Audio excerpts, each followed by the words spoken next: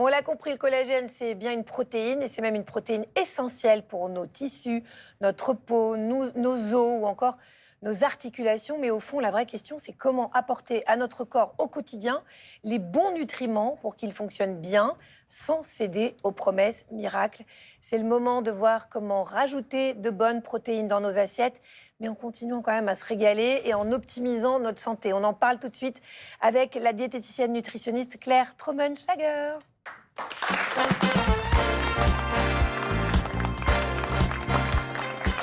Bonjour Claire. Bonjour. Merci d'avoir accepté notre invitation. Vous êtes connue sur Instagram sous le pseudo Claire Happy Diet. Et vous partagez donc sur votre page des recettes, des astuces pour mieux manger sans se culpabiliser. Faites toujours la part belle aux protéines. On voit d'ailleurs de plus en plus de vidéos de recettes protéinées qui cartonnent sur les réseaux. Pourquoi la protéine est à la mode? Parce que moi, je me méfie très souvent des modes du moment. D'ailleurs, Abigail aussi.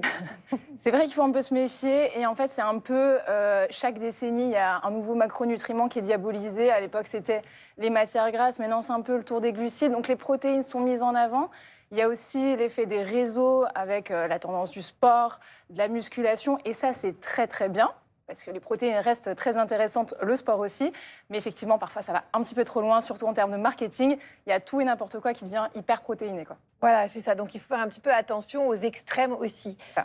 Alors, justement, vous parliez d'hyperprotéines. Le régime hyperprotéiné pour la perte de poids, ça fait des miracles, vraiment? Alors, les miracles, on les a jamais vraiment en termes de nutrition. Je suis désolée de vous l'apprendre. Mais effectivement, les protéines sont hyper intéressantes, que ce soit pour la perte de masse et plutôt de masse grasse. Puisque c'est ça qu'on va chercher, et pour maintenir, comme on l'a vu tout à l'heure, notre masse maigre et donc notre métabolisme de base.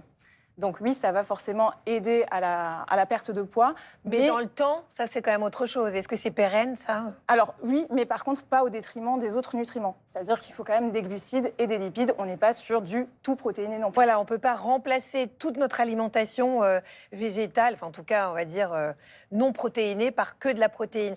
Quand on pense protéines, on pense à la viande, mais un régime végétarien inclut aussi des protéines grâce aux légumineuses. Alors j'ai une assiette ici, regardez, dont on ne se doute pas qu'elle est bourrée de protéines, mais ce sont des protéines végétales. Est-ce qu'elles ont les mêmes bienfaits que les protéines animales qu'on trouve dans la viande?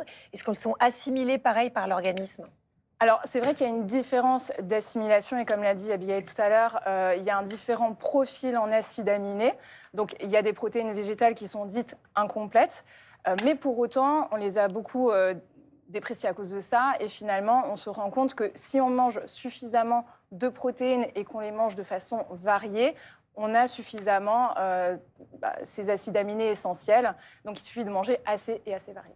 C'est ça, mais de toute façon, est-ce qu'on ne peut pas donner ce conseil qui est incontournable, même quand il y aura une nouvelle mode, c'est d'essayer de manger varié et de ne pas manger tous les jours la même chose et de ne pas s'obséder avec un type d'aliment. C'est quand même très important, je pense.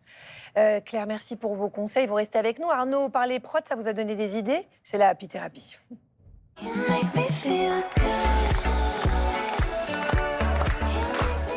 Alors Claire, on va profiter de votre présence pour faire un jeu. C'est un duel de prot, c'est-à-dire qu'on va vous montrer deux ingrédients, on va tous jouer ensemble, et vous allez nous dire lequel de ces deux ingrédients est le plus riche en protéines, ok? Alors, on commence entre une bonne portion de poulet et la barre hyper protéinée. Donc, quel aliment de ces deux contient, d'après vous, le plus de protéines? J'ai entendu plus de poulet que de barres. Qu'est-ce que vous en pensez? Alors, ils ont raison, effectivement, ils ne se sont pas fait avoir par le marketing. Les barres protéinées, ça va beaucoup dépendre de leur composition, mais globalement, on est autour de 10-20 grammes pour des grosses barres de protéines. Et le poulet, on est à 25 grammes au moins pour 100 grammes. Donc, Ok, le choix est fait. Voilà. Alors, le second, ça, très très connu, on en voit partout, de plus en plus le skyr, qui est ce fromage blanc islandais qui est vanté pour son taux de protéines. Ça aussi, c'est à la mode, hein, dis donc. Ouh là là. Hyper, on en voit partout dans les rayons. Ouais.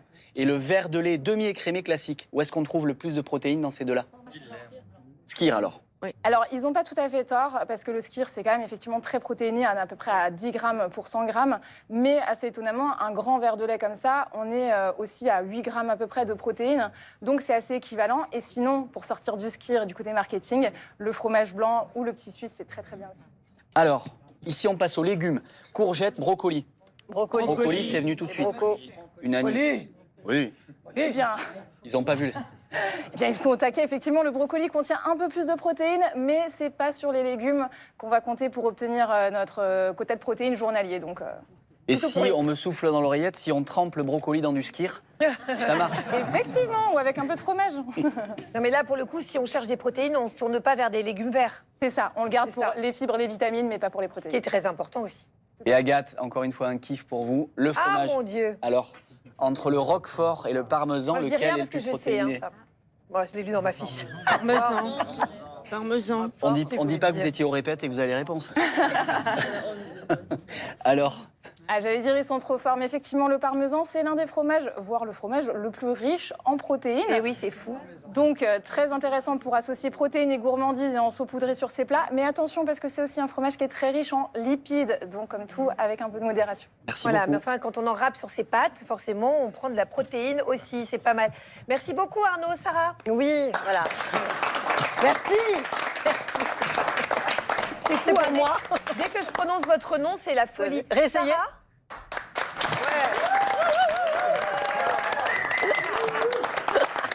Agathe. Ah non. Ok, laissez- non. Non, moi j'avais une petite question pour Abigail, parce qu'à l'approche de l'été, j'essaye de me faire un petit corps. J'aimerais avoir le corps d'Agathe. Voilà, Oh, pour tout vous quelle dire. menteuse. Et donc je remplace parfois quelques repas par ces petites barres protéinées. Est-ce que j'ai raison? Est-ce que c'est sain ou pas? Non, c'est pas très simple parce que comme on l'a dit, l'important c'est d'avoir un régime diversifié avec tous les macronutriments essentiels.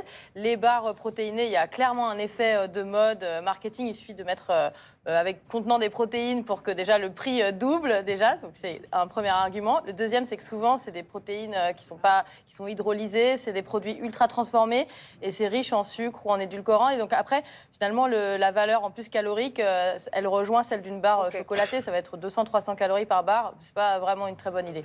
Abigail, on vous libère. Je crois que c'est l'heure de votre garde. Tout à fait. Déjà Oui, qu'elle le n'a pas devoir dormi depuis 1998. Mais c'est pas, Et- je prends des protéines. Et ça continue, mais grâce aux protéines, elle est là, oui. elle est Voilà. là. Merci beaucoup, Abigail. On se retrouve très bientôt.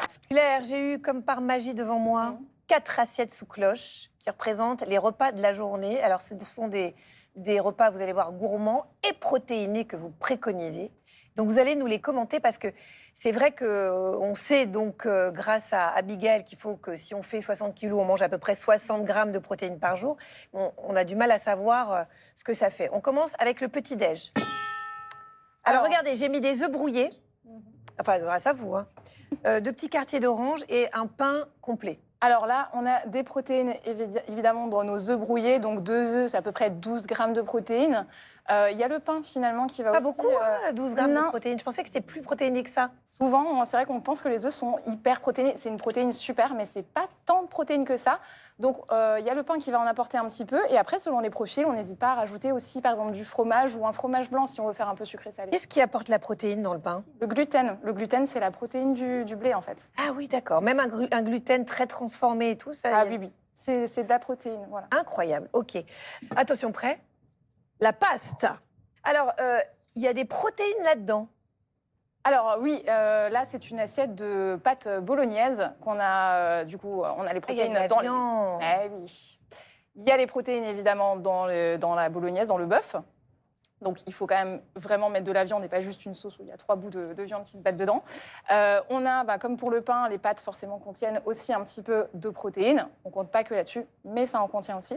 Et puis, là, on va rajouter des carottes pour un repas équilibré et avoir quand même notre source de légumes. Un steak haché, par exemple, il y a combien de protéines à peu près? Les alentours, ça dépend, 100 grammes de bœuf, on est pareil, entre 25 et 30 grammes de protéines. Quand même, donc proportionnellement, c'est plus protéiné que 2 œufs, quoi. Ah, ils ont mis du parmesan. Eh oui, le parmesan. Et il y a le c'est parmesan. vrai, c'est vrai, c'est vrai. protéiné. Il y a le C'est vrai. parmesan qui est protéiné, exactement. On va passer au dîner. Attention. Alors là, j'ai du riz, des haricots rouges, du maïs et quoi d'autre? Un petit peu de viande?